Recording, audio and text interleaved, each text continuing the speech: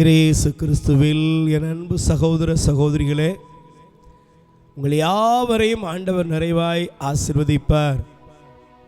பவளம் சமூக ஊடகத்தின் வழியாக உங்களை சந்திப்பதிலே மிகுந்த மகிழ்ச்சி அடைகிறேன். ஆண்டவர் உங்களையும் உங்கள் குடும்பத்தையும் ஆசீர்வதிப்பார். நல்லா இருப்பீங்க. ஆண்டவரை புகழ்ந்து பாடுவோம். அவரை பாடுவது புகழ்வது இனிமையானது. அவரை புகழ்ந்து பாடும் பொழுது மகிழ்ச்சியோடு ஆர்ப்பரிப்போடு ஆனந்தமாய் பாடுவோம்.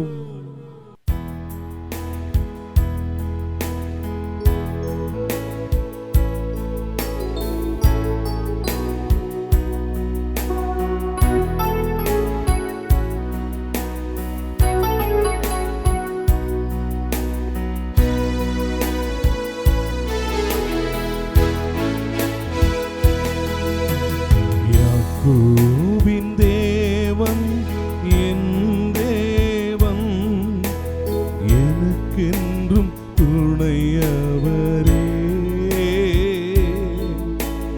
எந்நாளும் நடத்துவாரே. யாக்கோபின் தேவன் என் தேவன், எனக்கென்றும் துணையவரே. எந்நாளும் நடத்துவாரே.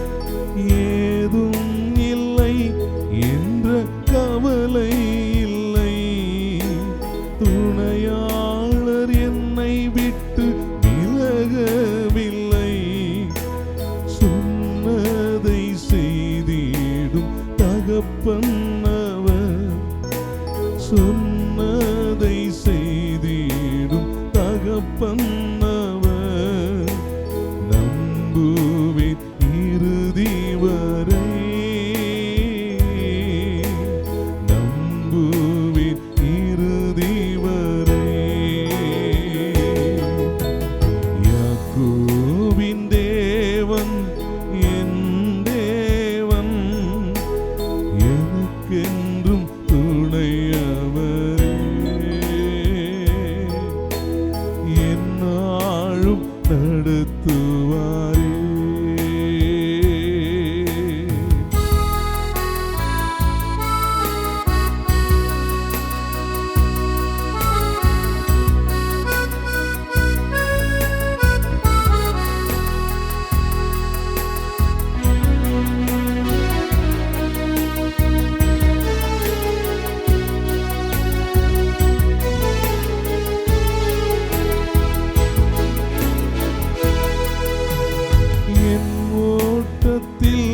நான் தனிமையில்லை, நேசித்தவர் என்னை வெறுக்கவில்லை.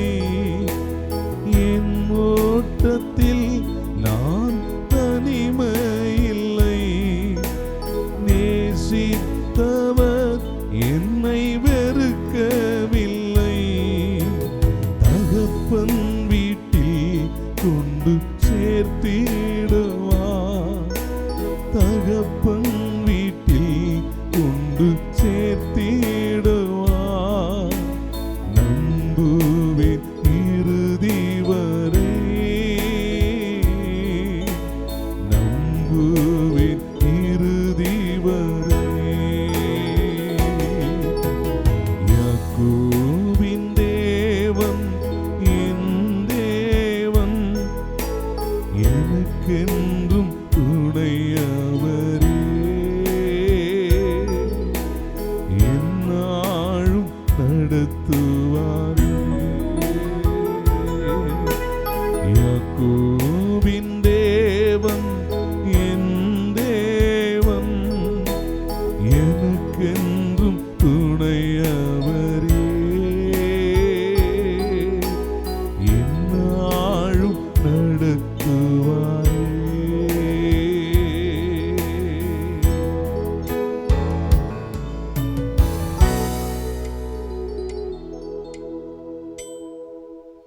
ஆண்டவருடைய வார்த்தையை உள்வாங்கும்படி பயபக்தியோடு இறை வார்த்தைக்கு செவி கொடுப்போம்.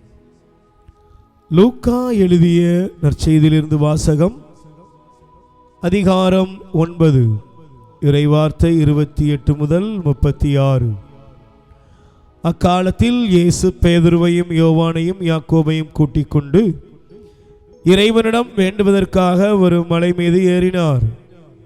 அவர் வேண்டிக் கொண்டிருந்த போது அவரது முகத்தோற்றம் மாறியது. அவருடைய ஆடையும் வெண்மையாய் மின்னியது.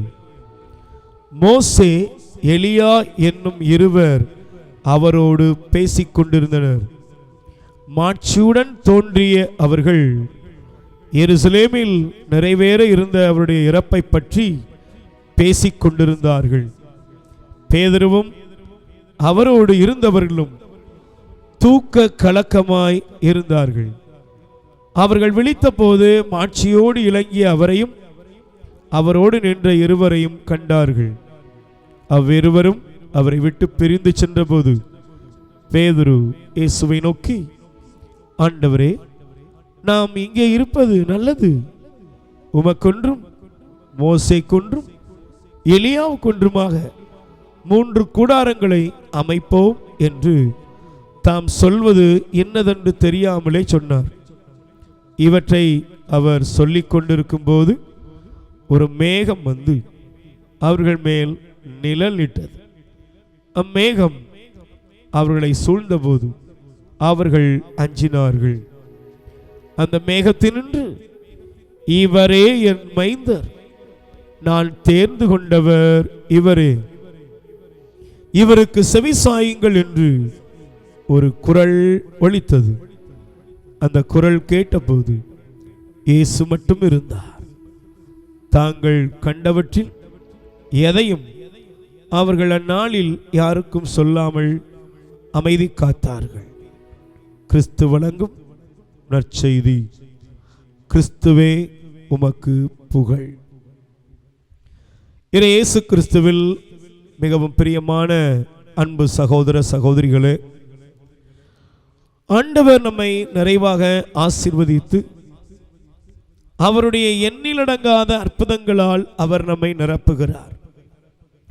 நம்முடைய வாழ்க்கை பயணத்தில் கடவுள் எவ்வளவு எத்துணை சிநேகத்தோடு நம்முடைய வாழ்க்கையில் செயல்படுகிறார் என்பதையெல்லாம் ஒவ்வொரு நாளும் நாம் அனுபவித்து பார்க்கும் பொழுது உண்மையாகவே அந்த அனுபவம் எண்ணிலடங்காத சந்தோஷத்தை நமக்கு கொண்டு வருகிறது.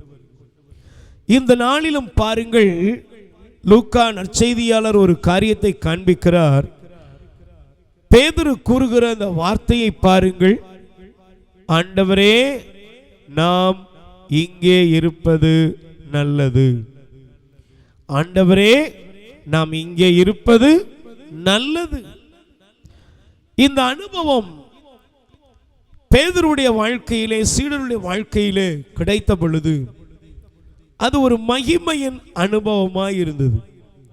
இந்த உலகத்தில் நாம அநேக காரியங்களிலே மகிழ்ச்சியை தேடி அலைகிறோம். அநேகரை பாருங்களேன், ஒரு சினிமா பார்ப்பது நல்லது, ஒரு விளையாட்டு அரங்கில் போய் அமர்வது நல்லது, இல்லைன்னா இந்த உலகத்தில் ஒரு கேளிக்கை, ஒரு குடிவெறி, களியாட்டம், தீமையான காரியம், இதிலெல்லாம் போய் அமர்ந்து அதிலே தங்கள் நேரத்தை செலவழிப்பது நல்லது என்று சொல்லி பணத்தை, நேரத்தை எவ்வளவோ விரயப்படுத்தி கொண்டே இருக்கிறார்கள். அநேகர் பிரபலங்களை தேடுவது, பிரபலங்களை பார்ப்பது, குறிப்பாக இன்றைய இளைஞர்கள், இளைய சமுதாயம் அலைபேசியிலே அமர்ந்து கொண்டு மணிக்கணக்காக எப்போ உட்கார்ந்தோம், எப்போ எந்திரிச்சோம் என்பது கூட தெரியாதபடி அவர்கள் அதில் நேரத்தையும் காலத்தையும் செலவழித்து கொண்டே இருக்கிறார். இதெல்லாம் நம்ம பார்க்கிறோம். ஆனால் நீங்கள் ஒரு காரியத்தை தயவு செய்து உணர்ந்து பாருங்கள், கேள்வியாக எழுப்புங்கள். என்ன, நாம் இந்த உலகத்தில் ஒரு சினிமாவோ ஒரு விளையாட்டோ இல்லை என்றால் இந்த உலகத்தில் உள்ள ஏதோ ஒரு சில காரியங்களில் நேரத்தை நம்ம செலவழித்து விட்டு நாம் அமரும் பொழுது நிச்சயமாக நம்ம சொல்லுவோம், எனக்கு மைண்ட் ஒரு டயர்டாக இருக்குது, மனசு சரியில்லை. அப்போ ஹாப்பியாக இருந்து இப்போ அது குற்றப்பழி உணர்வாயிட்டு, ஐயையோ டைமை விட்டுட்டேனே, படிக்காமல் இருந்துட்டேனே, உழைக்காமல் இருந்துட்டேனே என்று சொல்லி ஒரு குற்ற மனசாட்சியை நமக்குள் வளர்த்து கொண்டே இருப்போம். அது நடைமுறையில் இருக்கிறது. இறைவனின் சன்னிதானத்தில் இருப்பது, ஆண்டவரோடு இருப்பது, கடவுளுடைய பாதத்தில் நீங்களும் நானும் அமர்வது என்பது அது நல்லது. நீ யோசித்து பார்த்திருக்கீங்களா?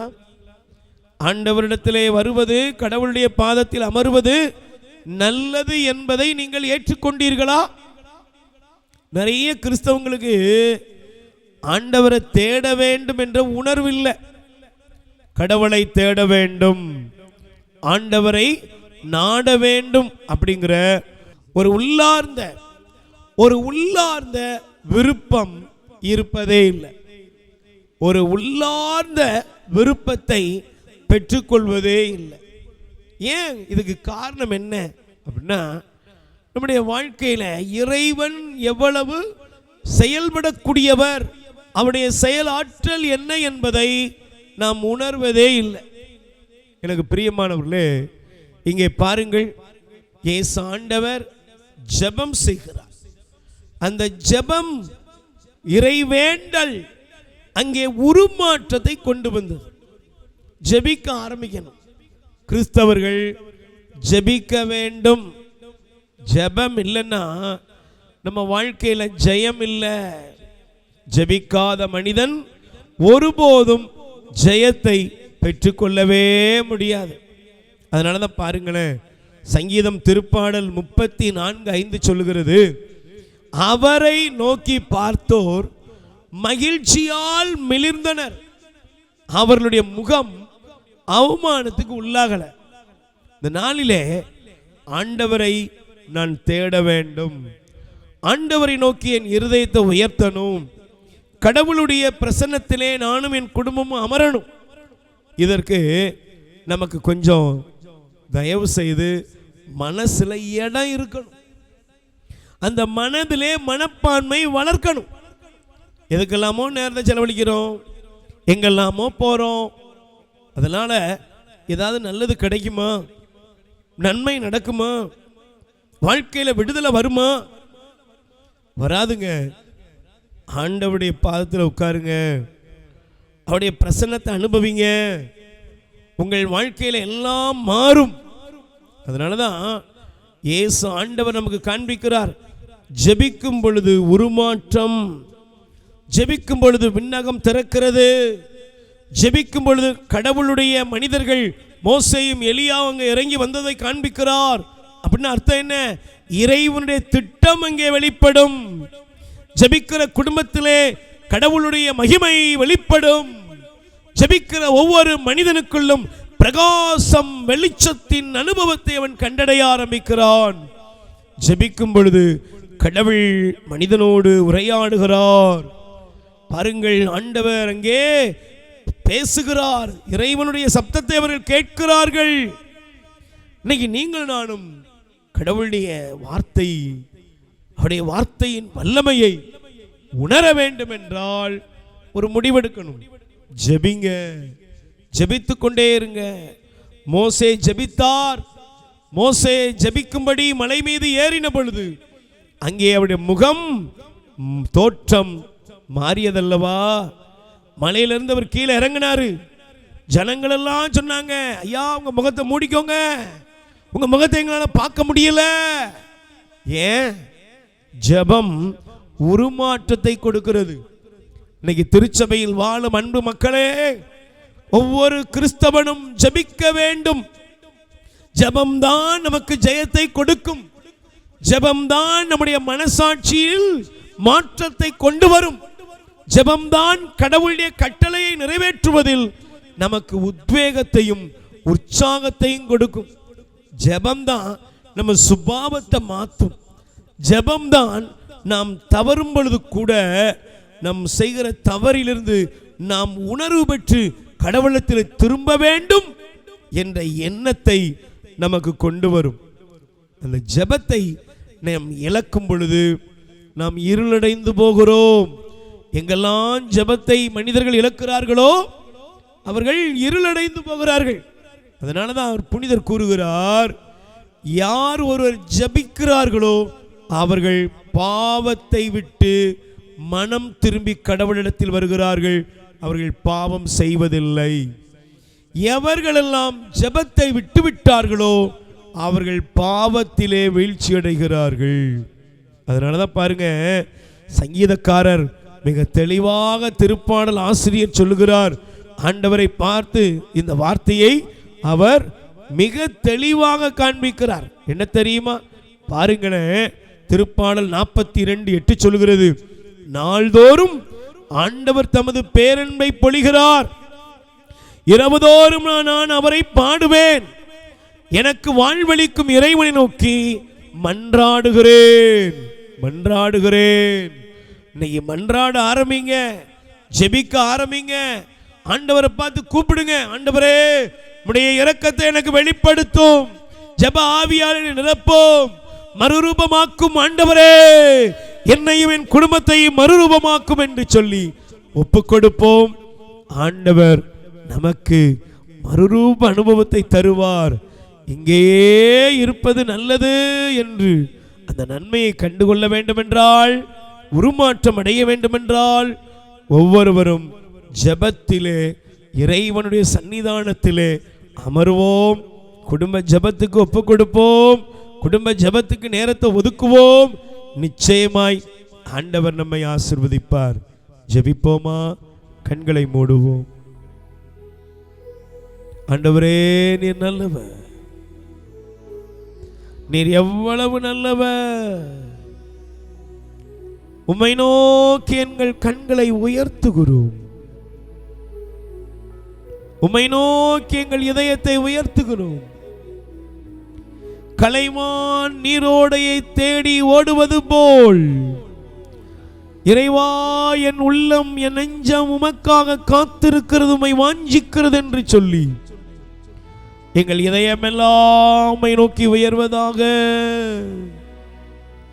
ஆண்டவரே, நீர் எவ்வளவு எத்தனை சிநேகம் உள்ளவர் என்பதை ஒவ்வொரு நொடிப்பொழுதும் உணர்வதற்கு எங்கள் முழங்கால்கள் முடங்கட்டும், எங்கள் அகமெல்லாம் எங்கள் இதயமெல்லாம் உம்மை நோக்கி உயர்வதாக, எங்கள் சிந்தனையெல்லாம் உம்மை நோக்கி உயர்வதாக. ஆண்டவரே, நான் உம்மை நோக்கி பார்க்கிறேன், உம்மை நோக்கி பார்க்கிறேன். தாபோர் மலையிலே சீடர்களுக்கு கிடைத்த அந்த அனுபவம், நீர் ஜெபித்த பொழுது ஆண்டவரே உம்முடைய மகிமை பிதா மகிமையாய் வெளிப்பட்ட அனுபவம். தேவ சப்தத்தை கேட்டார்கள், விண்ணகத்தில் இருந்து எலியாவும் மோசேயும் இறங்கி வந்ததை கண்டார்கள். இன்றும் நீர் எங்கள் மத்தியிலே மெய்யாகவே இருக்கிறீர். உம்மை நோக்கி மன்றாடும் பொழுது எங்கள் நடுவிலே நீர் உலாவுகிறீர், வாசம் செய்கிறீர். அப்பா, நானும் என் குடும்பமும் ஜெப வல்லமையால் நிரப்பப்பட வேண்டும். என் குடும்பம் எப்போதும் உமக்காய் காத்திருக்க வேண்டும்.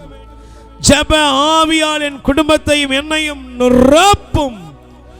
ஆண்டவரே, நான் ஜெபிக்க ஜெபிக்க உம்முடைய மகிமை வெளிப்படுவதாக. துன்பங்களும் துயரங்களும் எங்களை விட்டு வெளியேறட்டும், தரித்திரங்கள் வெளியேறட்டும். எங்களை ஆட்டி படைக்கும் சாத்தானின் சூழ்ச்சிகளிலிருந்து எங்களை விடுவித்தருளும்.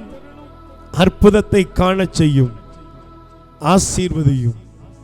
என் பாவ சுபாவங்களிலிருந்து விடுதலை அடைய எனக்கு ஜெப ஆவியை ஊற்றும், ஜெப வல்லமையை தாரும். உமது விடுதலையின் வல்லமையை வெளிப்படுத்தும், ஆசீர்வதியும். இயேசுவின் நாமத்தில் பிதாவே, ஆமென். பிரியமான என் அன்பு சகோதர சகோதரிகளே, ஆண்டவர் உங்களை நிறைவாக ஆசீர்வதிப்பார். தேவ மகிமை தேவ வல்லமை உங்கள் வாழ்க்கையில் வெளிப்படுகிறது. நீங்க கலங்காதீங்க, பயப்படாதீங்க, ஜெபிக்க ஆரம்பிங்க. குடும்ப ஜெபமால சொல்லுங்க. கத்தோலிக்க திருச்சபையின் விசுவாசத்தில் ஒவ்வொரு நாளும் நற்கருணை நாதருக்கு முன்பாக 1 மணி நேரம் அமருங்கள். குடும்பத்தில் ஜெபமாலை, குடும்ப வேத வாசிப்பு, குடும்பத்திலே ஆண்டவருடைய வல்லமையை பெற்றுக் கொள்ளுங்கள். நிச்சயமா எல்லாவற்றிலும் வெற்றியோடு நீங்கள் வாழ்வீர்கள். ஆண்டவர் உங்களை ஆசீர்வதிப்பார். எனக்கு மிகவும் பிரியமானவர்களே, இந்த நாள் உங்களுக்கு ஒரு ஆசீர்வாதமான நாளாய் அமைவதாக. இரக்கத்தின் ஊற்று கத்தோலிக்க தியான இல்லத்திலிருந்து மீண்டும் உங்களுக்கு சிநேகத்துடன் வாழ்த்துக்களை தெரிவித்துக் கொள்கிறேன். இரக்கத்தின் ஊற்று கத்தோலிக்க தியான இல்லம் புன்னைக்காயல் அருகில் அமைந்துள்ளது. ஒவ்வொரு வாரமும் புதன்கிழமை காலை 10:30 மணி முதல் 4 மணி வரை ஜெபமாலை, ஜெப தியானம் நடைபெறுகிறது. வாங்க, அன்னை மரியாவின் பரிந்துரையில் அற்புதங்கள் ஏராளமாய் நடக்கிறது. இரக்கத்தின் ஆண்டவர் நமக்குரிய அற்புதத்தை செய்து நம் கண்ணீரையெல்லாம் துடைத்து நம் ஜெபங்களுக்கு பதில் தருவார். அதே போல ஒவ்வொரு நாளும் நம்முடைய தியான இல்லத்திலிருந்து பிள்ளைகளால் கைவிடப்பட்ட 95 பேருக்கு மேலாக மதியத்திற்கும் இரவுக்கும் உணவு சமைத்தவர்கள் இருக்கும் இடங்களுக்கே கொண்டு சென்று கொடுக்கப்படுகிறது. ஜெபித்துக் கொள்ளுங்கள். ஆண்டவர் உங்க எல்லாரையும் நிறைவாய் ஆசீர்வதிப்பார். God bless you. மரியே வாழ்க.